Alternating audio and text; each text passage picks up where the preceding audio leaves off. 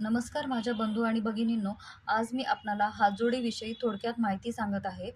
मी याविषयी खूप कुतूहल होतं. त्यामुळे घरचा वैद्य या चॅनलवरती दादांचा नंबर घेऊन त्यांच्याशी मी संपर्क साधला. त्यावेळेस मला या वनस्पतीची शिवपार्वती असं या वनस्पतीला म्हणतात असे समजले.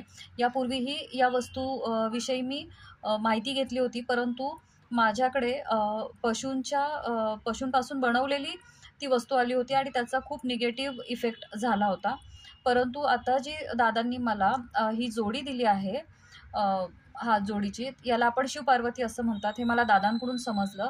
याचा मला 10 दिवसातच खूप छान परिणाम दिसून आलेला आहे. दादांनी मला काही गुप्त विधी आणि पूजाविधी सांगितल्यात.